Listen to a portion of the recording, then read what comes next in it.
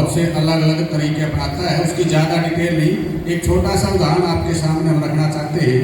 यही कर्नाटक का हमारा जो जिला कार्यालय है ज्ञान विज्ञान समिति का, वहाँ इन्होंने बच्चों की एक बाल संगम के नाम पे लगातार पढ़ाई का, लिखाई का और बहुत सारे काम चलाए हुए हैं। और उनमें 70 के करीब बच्चे पढ़ते हैं। और वो ऐसे बच्चे हैं जिनमें से बहुत सारे बच्चों को स्कूल जाने का अवसर कभी ना मिलता अगर ये प्रयास ना किया जाता, क्योंकि अधिकतर बच्चे प्रवासी बच्चे हैं। जो माँ बाप यहाँ काम करने के लिए आए हैं उनके लिए बहुत सारी चुनौतियाँ होती हैं और इनको भी चुनौती का सामना करना पड़ रहा है। जिन बच्चों ने एक लेवल हासिल कर लिया उनके एडमिशन करवाने मुश्किल हो रहे हैं, क्योंकि एडमिशन इसलिए मुश्किल हो रहे हैं कि उनके जन्म प्रमाण पत्र को लेकर, उनके आधार कार्ड को लेकर, उनके एड्रेसेस को लेकर बहुत सारी दिक्कतें हैं। तो इन दिक्कतों को भी वो सामना कर रहे हैं। तो ऐसे ऐसे बहुत सारे तरीके हैं जिनके जरिए ज्ञान विज्ञान आंदोलन अपना काम करता है। दूसरी एक खूबसूरती ये है कि जैसे बातचीत में भी बताया गया कि एक आम बिल्कुल अनपढ़ से अनपढ़ व्यक्ति से लेकर देश के टॉप के साइंटिस्ट तक इस आंदोलन का हिस्सा हैं। और जब भी हम आयोजन करते हैं, अगर अंधविश्वास को बढ़ाने वाली ताकतें बहुत मजबूती से मैदान में डटी हैं, तो उनके खिलाफ विज्ञान के प्रचार प्रसार की ताकतें भी लगातार बढ़ रही हैं। और इसका उदाहरण ये बनता है कि हम जब भी आयोजन करते हैं तो उसमें जितनी संख्या हम सोचते हैं उस संख्या से ज़्यादा लोग शामिल होते हैं। ये हमारे प्रयास का परिणाम है, आप लोगों के सहयोग का परिणाम है। यहाँ भी हमने 180 के आसपास का आंकड़ा पढ़ा था, 250 के आसपास साक्षी आए। तो जिज्ञासा बहुत है कि विज्ञान का प्रचार प्रसार बड़े पैमाने पे हो। तो मैं अब जिस आयोजन की मुख्य बातचीत रखी जानी है उसके लिए मैं आमंत्रित करना चाहूँगा, जिनका परिचय प्रमोद गौरी जी ने आपके बीच में रखा है। मैं उस परिचय पे ज़्यादा नहीं जाऊँगा। श्री अशोक शर्मा जी हमारे आज 87 में ही हमने हरियाणा विज्ञान मंच इन्हीं के मार्गदर्शन में और सहयोग से बनाया था। रोहतक में उसका ऑफिस बनाया गया था और आज भी उसका ऑफिस रोहतक में चलता है। हरियाणा विज्ञान जो इतना लंबा सफ़र है, पिछले लगभग 36-37 साल का जो सफ़र है, इस सफ़र में हरियाणा विज्ञान मंच की स्थापना के बाद हम लोग साक्षरता अभियानों में चले गए। और जब साक्षरता अभियानों में हम चले गए तो विज्ञान का जो विमर्श कॉलेज, यूनिवर्सिटी और स्कूल में किया करते थे, वो विमर्श गांव में चला गया। और ये जो रागनी आपके सामने पेश की गई है, ये रागनी रमेश अलावला एक अक्षर सैनिक गांव में सामान्य जो साक्षरता की कक्षा लगती है उस कक्षा को पढ़ाने वाला स्वयंसेवी रहा। और जो रागनी लिखी गई है, लिखने वाले जो व्यक्ति हैं वो चीफ इंजीनियर रिटायर हुए। तो चीफ इंजीनियर एक रागनी लिख रहे हैं विज्ञान को लेकर, इरिगेशन डिपार्टमेंट से वो रिटायर हुए, सी वी शोराण। और एक गांव का हमारा सामान्य साधारण कार्यकर्ता जो है उस रागनी को गा रहा है। तो ये जो कॉम्बिनेशन बना, मध्य वर्ग का, शिक्षित मध्य वर्ग का, बुद्धिजीवी वर्ग का, जो ग्रामीण समुदाय के साथ जो कॉम्बिनेशन बना, ये असल में साक्षरता अभियान में बना है।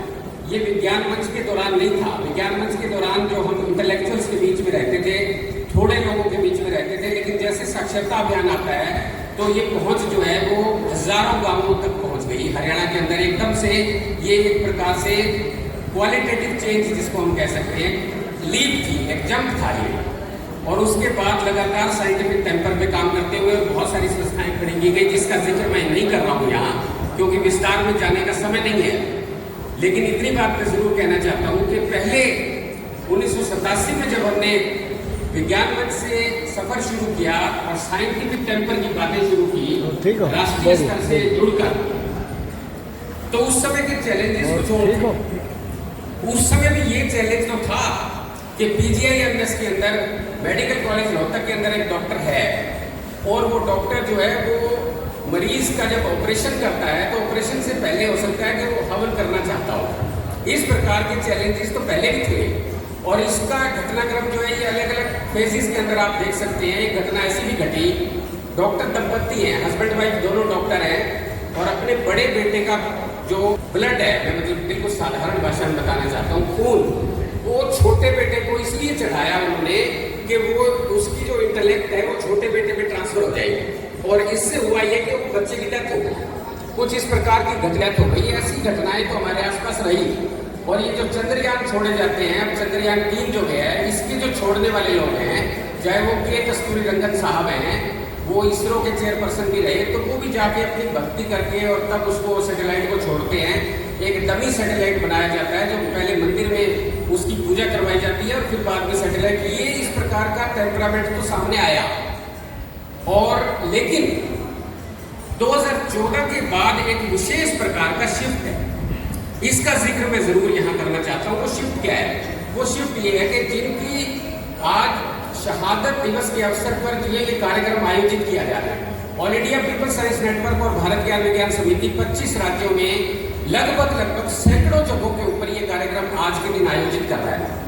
और आज के दिन को 20 अगस्त को नरेंद्र दाभोलकर की हत्या कर दी गई थी, उसको उनके शहादत दिवस के तौर पे सेलिब्रेट किया जाता है। उसमें all India people science network ने ये ऑफर किया उन संस्थाओं को। अंधश्रद्धा निर्मूलन समिति है जिसके लिए डॉक्टर नरेंद्र दाभोलकर जो है वो एक तरह से सर्वेसर्वा थे। वो समिति को मिलकर all India people science network ने ये कहा कि हम इस दिवस को साइंटिफिक टेम्पर दिवस बनाएंगे के तौर पे बनाएंगे। तो ये जिनकी याद में, जिनकी शहादत को एक तरह से उनसे हम एक प्रेरणा लेने के लिए जो यहाँ इकट्ठा हुए हैं, उनकी हत्या और उसके बाद एक के बाद एक गौरी लंकेश की हत्या, MM कलबुर्गी की हत्या, गोविंद पानसरे की हत्या, ये जो हत्याएं हैं, ये हत्याएं 2013-14 के दौरान शुरू हुई थी। और ये हत्याएं साफ तौर पे इस बात का ऐलान थी कि अब देश के अंदर साइंटिफिक टेम्पर पे बात नहीं, अगर साइंटिफिक टेम्पर पे कोई बात करता है तो हत्या की जाती है। तो इसका कुछ असर है, इसका कुछ मैसेज और कुछ संदेश इसका कुल मिला के जा रहा है। तो ये फेज बदल गया और अब जो बदला हुआ फेज है, इस बदले हुए फेज के अंदर चुनौतियां साइंटिफिक टेम्पर को लेके बहुत ज्यादा बढ़ गई और चुनौतियां इस हालत में बढ़ गई है कि एक्चुअली हो ये रहा है। बहुत सारे एग्जाम्पल हमारे वक्ता देंगे, मैं उसमें बात नहीं करना चाहता। अब गणेश जो है वो प्लास्टिक सर्जरी का नमूना है, ये हमारे प्रधानमंत्री की स्टेटमेंट। और ऐसी स्टेटमेंट्स फिर अनेक स्टेटमेंट्स हैं। अगर इसको आप डॉक्यूमेंट करने लगेंगे, कोई साइंटिस्ट या जन वैज्ञानिक इसमें भी रुचि दिलचस्पी रखता होगा तो वो इसको डॉक्यूमेंट करके देखेगा तो